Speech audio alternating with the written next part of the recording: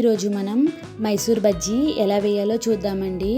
దానికోసం ముందుగా ఒక బౌల్ మైదా పిండి తీసుకోండి. 2 స్పూన్స్ వరిపిండి వేసుకోండి. 1 స్పూన్ జీలకర్ర, కొద్దిగా కరివేపాకుని చిన్న చిన్న ముక్కలుగా కట్ చేసి వేసుకోండి.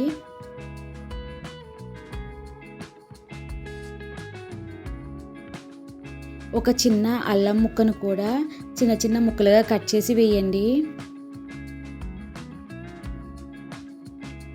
కొంచెం కొత్తిమీర, 2 స్పూన్స్ సాల్ట్ వేసుకోండి. ఇప్పుడు ఇవన్నీ పిండిలో బాగా కలిసేలాగా కలుపుకోండి.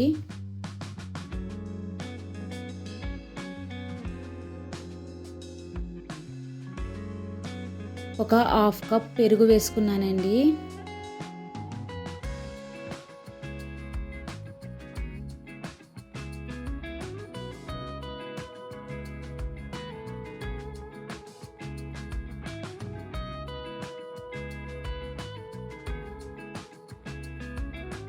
ఒక 1/2 కప్ వాటర్ వేసుకున్నానండి.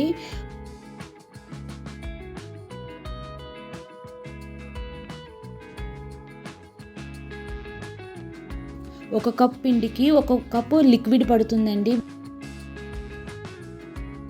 తర్వాత 1 కప్ ఉల్లిపాయలు, ఒక 6-7 పచ్చిమిర్చిని కూడా చిన్న చిన్న ముక్కలుగా కట్ చేసి వేసుకోండి. ఇక్కడ మనం ఉల్లిపాయ పచ్చిమిర్చి ఎక్కువ వేసుకుంటేనే టేస్టీగా ఉంటుందండి.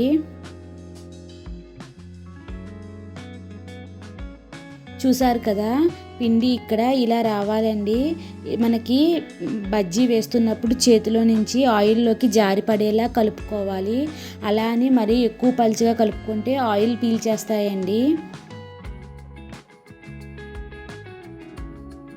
చూసారు కదా, ఇదిగో ఇలా అటు ఇటు మూవ్ అయ్యేలా కలుపుకోండి.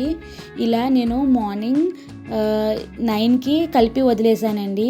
ఈవినింగ్ 4కి నేను స్నాక్స్ లాగా ప్రిపేర్ చేస్తున్నాను.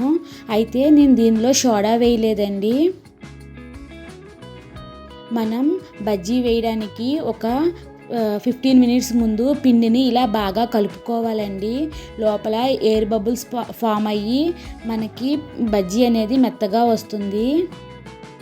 మనం అప్పటికప్పుడు సోడా వేసి ఇలా నానబెట్టిన పిండికి ఇలా మార్నింగ్ నుంచి ఒక 4-5 అవర్స్ నానబెట్టిన పిండికి టేస్ట్ చాలా తేడా వస్తుందండి. ఇలా ఒకసారి చేసి చూడండి, టేస్ట్ చాలా బాగుంటుంది.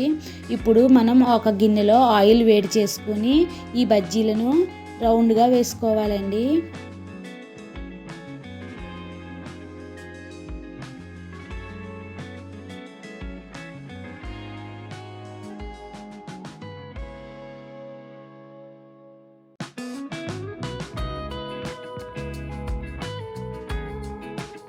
ఇలా గోల్డెన్ బ్రౌన్ కలర్ వచ్చే వరకు ఫ్రై చేసుకోండి. అంతేనండి. ఇలా చట్నీతో కానీ సాస్తో కానీ మనం ఎలా సర్వ్ చేసుకున్నా బాగుంటాయండి. అసలు ఏమీ లేకపోయినా కూడా ఉల్లిపాయ పచ్చిమిర్చి వల్ల మనకి టేస్ట్ సూపర్గా ఉంటుంది. ప్లీజ్ అండి, కొంచెం సపోర్ట్ చేయండి. మీకు నా వీడియోస్ కనుక నచ్చితే లైక్ చేయండి, షేర్ చేయండి, సబ్స్క్రైబ్ చేయండి. వీడియో ఎలా ఉంది అనేది మీ కామెంట్ ద్వారా తెలియచేయండి. Thank you so much for watching this video.